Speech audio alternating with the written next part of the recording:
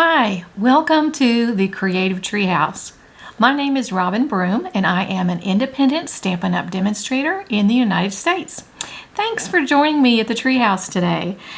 Today I want to show you how I created this particular card, and I guess I'm going to call it Watercolor Landscape with Stamps. So stamping to make a watercolor landscape.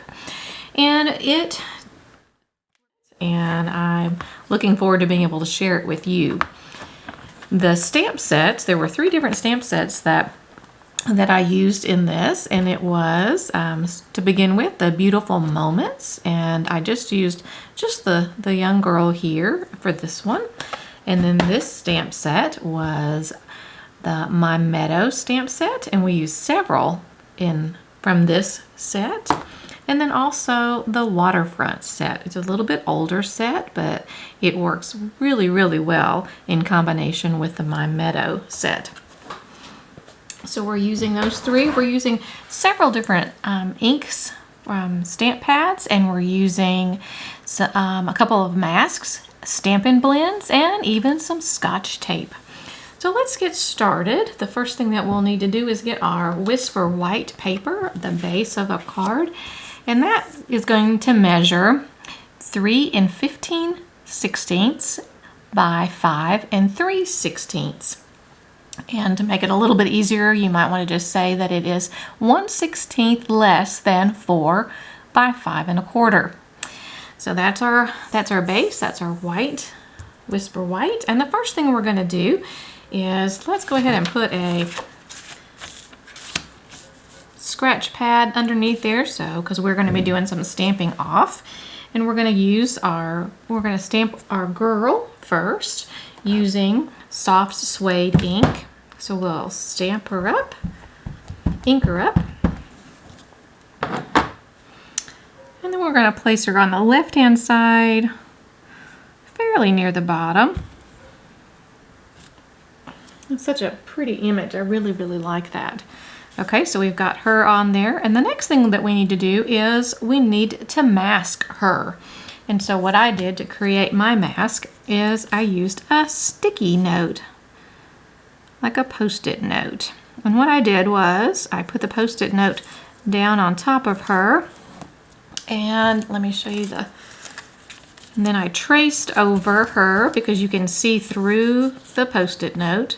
I traced over just her, not any of the grass around her, and then cut her out with the scissors, and that's what you end up with a mask. And it's okay to be slightly on the inside, because the stamps don't completely butt up against that, so it's better to cut a little bit to the inside. All right, once we've got her masked, we're ready for the mountains, would be the next part. And we're going to be using gray granite for the mountains.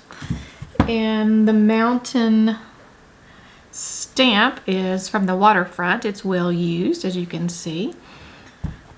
And we'll ink it up, and then I start on this side to the left of the girl, and put one mountain there, and do it again, slide on over another mountain, and then we'll go off the end with yet one more mountain.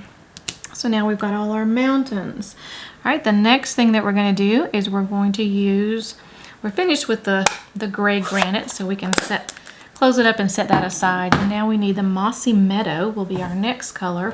And we're going to kind of make a base to the mountains. And now we're going to be using, since we're going to be using I have gone from the cling mount to the photopolymer stamps, I'm going to put the paper pierce mat underneath to give it a little bit of cushion. And we are going to use this one from the Waterfront to be our base of our mountains. And we're just going to come over here, and we're going to overlap the base of the mountains just a little bit. And it's all right to go on top of the girl, because she is covered up with our mask. As long as it stays in place, we're in good shape. Right, and you got that. It's probably we can go just on the edge and probably get just a little bit more right there. All right, so we're done with that. I believe we're done with the Mossy Meadow. I don't think we'll use that color again. And then the next thing we're going to do is we're actually going to put the footbridge next, and we're going to use crumb cake ink for that, and we're going to do the footbridge that also comes from the Meadow stamp set. So we're going to ink it up, and we're going to put it probably a little bit towards the mountains, right about there. Okay, and I think we're done with the crumb cake as well. Won't be using that color again. All right, now we will need a mask for the footbridge. It's a little bit tricky to do. I created it the same way I did for the girl. And then we're going to be using Balmy Blue, and we're going to get the water in. And the water, I believe this one comes from the Meadow set, the My Meadow. And we'll use the Balmy Blue and create some water. And the mask helps so the bridge will not be flooded. All right, we're going to do it one more time. You can, in fact, I think I'll turn it upside down and we'll make it like this. And then I'm going to go just on the very tip, add a little bit of ink so that the water is going past the bridge off towards the mountains. While we have the Balmy Blue out, let's do our sky. And we'll be using this particular stamp. And we're going to stamp the sky kind of right above her head.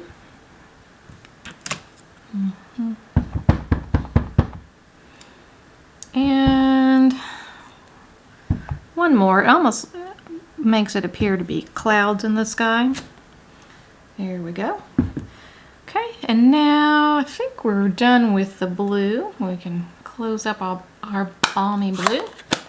And next we're going to move towards the Old Olive will be our next one, but we need one additional mask. We'll remove this guy. He's coming apart. I've used him several times. Another bridge, but this time it's going to cover up some of our water as well. And it looks like there's possibly another edge, a little bit more water that one I need to cover up. So let me see if I can make a little quick cover up. Let's see if I can. Da-da-da. All right, that'll be good. Okay, added just a smidge because that was an old one that I had done and used. All right, so now what we need is the Old Olive, and we will use this one again. I think it still has some blue on it, but that should be all right. It's a very light blue. It's not going to matter. All right, we're going to come down and do the next layer across. And this is why you need your bridge all covered up.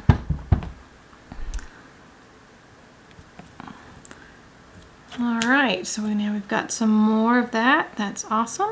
And then we're going to change the color and go from Old Olive to Pear Pizzazz. So now we're doing the Pear Pizzazz. We're going to keep bringing it forward. So it's okay to overlap, and we'll probably even end up going back. I'm going to go where this doesn't seem like it's attached right there. Oh, that's better. See if we got it. Yeah, we filled it in a little more. And you can flip the stamp different ways. You can do different stamps. It doesn't have to be exactly what I'm using. Okay, I'm going to go across. Let's see if we can get close to the bridge. So we want to have greenery on either side of the water there. Okay, we'll go all the way to the bottom. Terrific. And that should get most of it, I think. That looks great. Okay, I think I'm going to take the smaller one here, and I'm going to go and fill in just a couple of spots here. I think we're gonna go lift this up and go make sure there's enough under there. I think it looks pretty good. Okay, I'm going to lift up the mask and see how the bridge looks. Looks pretty good. I'm gonna bring the just the single bridge mask over and see, using the smaller one, if I can get a little bit more green back behind here. And we'll also be using some stamp blender pens to fill in. All right, it's looking pretty good. All right, I'm gonna go right here. I see a hole I want to cover up. That looks good. All right, we will remove the mask. We're done with it, I think. And now we're gonna move to the trees. So I'll close up the Pear Pizzazz. We'll still use that in a few minutes. We'll move back to our soft suede. And the first thing I'm going to do is use the small trees right here. And we're going to put one to the left of the bridge. And we'll put another one to the right of the bridge. And then I'm going to take the tape, some Scotch tape, and I'm going to cover up just the end of the stamp. Actually, I'm going to clean it off just a little bit. Get all the ink off. Now I'm going to make the tree shorter. So by putting a little bit of Scotch tape on there, and I'm going to ink it up, and then I'm going to remove the Scotch tape, otherwise you would have a mess, and do another tree. So it's probably a little bit further away. And I'm going to repeat that process one more time on the other side of the bridge with an additional tree. So ink it up, pull off the tape, and make another one.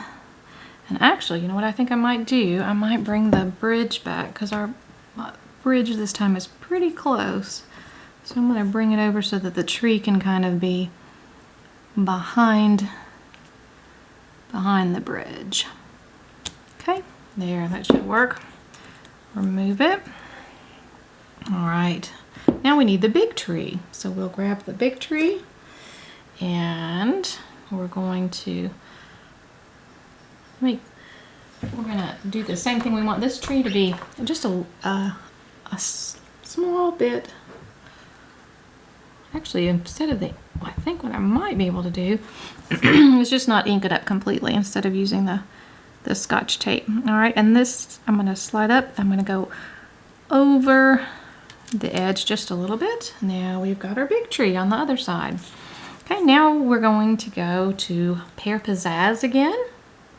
Close up our soft suede and move to Pear Pizzazz, where we're going to take the little grass blades, and we're going to just dot a bunch of grass blades. And I believe it's safe to remove our mask from the young lady, and we will just put a bunch of grass blades around,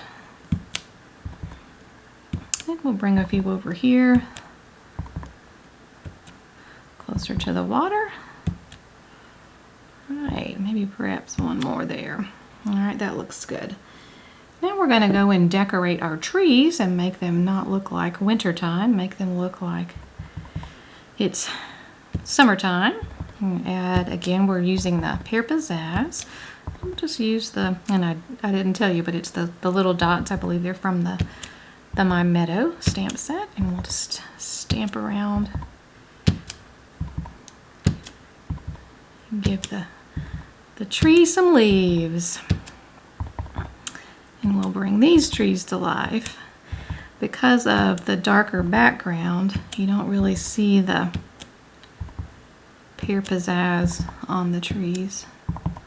But we will be coming in just a minute and adding some old olive to it. All right, so we'll close up our Pear Pizzazz. Oh, actually, let's do. We're going to do some bushes. So I'm going to add just a couple down here and over here so that there's some greenery there as well. And then I'll move over to the old olive using the same stamp with the little dots. And we will give a little more dimension, and you can stamp on and you can also stamp off a little bit, so different depths to the tree.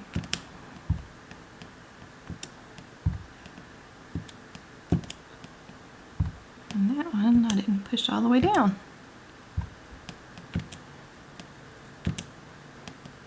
Alright, it's looking good. We'll go and add just we'll stamp off just a little bit and get some more of the bushes. And might give that tree a bush as well. Looks good. Alright. It's really easy for me to overdo it, so you have to tell me to stop because I want to just keep on going. Alright, so we will close up the old olive. We're going to move to the soft suede again. I think I may have said we were finished with it, but we're going to use soft suede one more time. And we're going to go and use this one that comes from the girl one, which is called the Beautiful Moments. And it kind of looks like wheat to me, but I'm not sure. We're going to pretend it's not wheat in this one. And we're going to do one over this way. And how about one over this way? It's kind of tucked off a little bit. Looks good. I'm going to do one more right here. All right. So that part is done. Now we're going to get our Stampin' Blends. And we are going to color the girl to start out with. And we're going to use the ivory color for her flesh. So we'll go in here and it's pretty much just her arms that are showing. So we'll color in those with the ivory. And then we're going to move to her hair. And we're using both yellows, the Daffodil Delight Light and Dark. And I started with the light, and I did most of her hair with the light. And then we give her some dark highlights with the darker one, with the dark Daffodil Delight.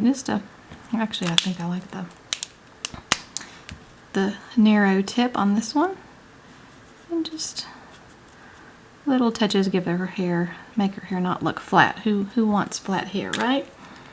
Okay, and now we're going to do her dress. We're going to color her dress with the light Calypso Coral.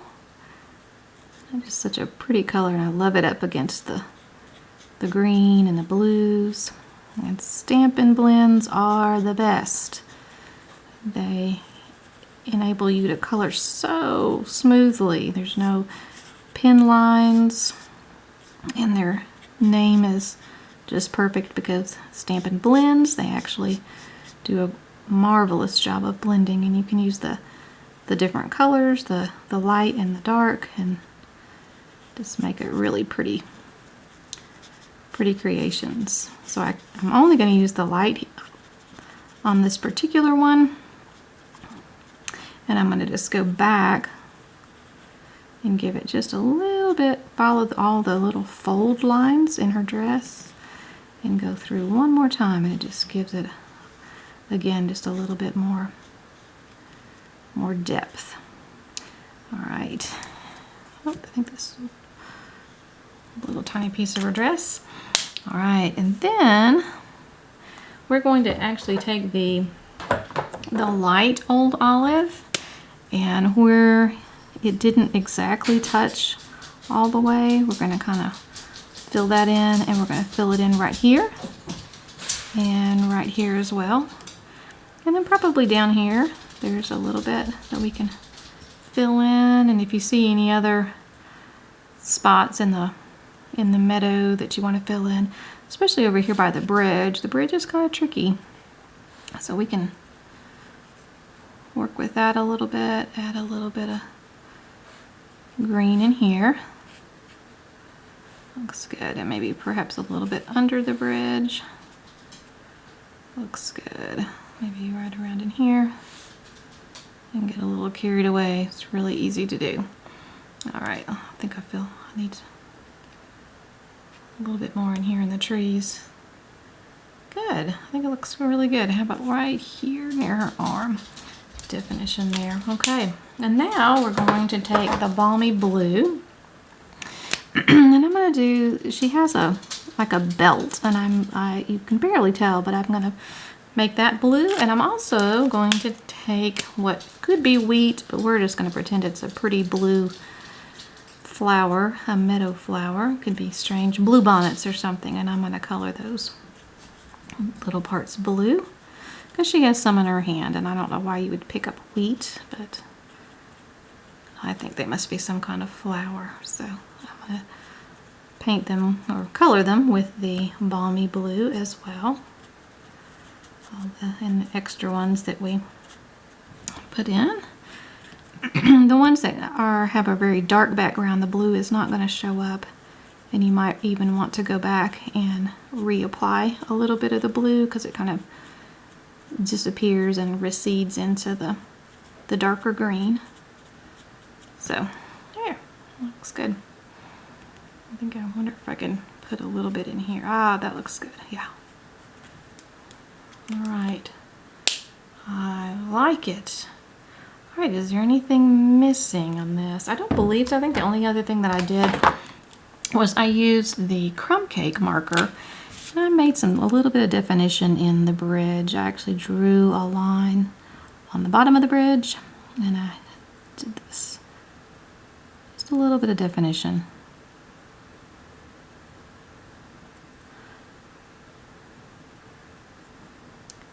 Definitely not something that you have to do, but there, that looks good. All right, I think it's complete. And then the next thing that you would need to do would be just to put your mat on. And for the mat, I used, here, we'll remove that. I used balmy blue paper, and I used Mossy Meadow. And there, oh, this is over here. So the balmy blue is just an 1/8 of an inch bigger, and then your Mossy Meadow is your 5.5 by 4 1/4. So, and there you go. That is the project, and you've pretty easily made a really cool watercolor landscape. So I hope you enjoy it. I hope that you try it. If you do, give me a shout out. Let me know how it went, and I'd love to see a picture of it and see what you created. It's fun to see, and even when I do another one, it won't be exactly the same. It's very unique each time. I love that aspect of it. And you know what? I think I didn't color her flowers. Did I color her flowers and they just didn't go through like I had said? Probably.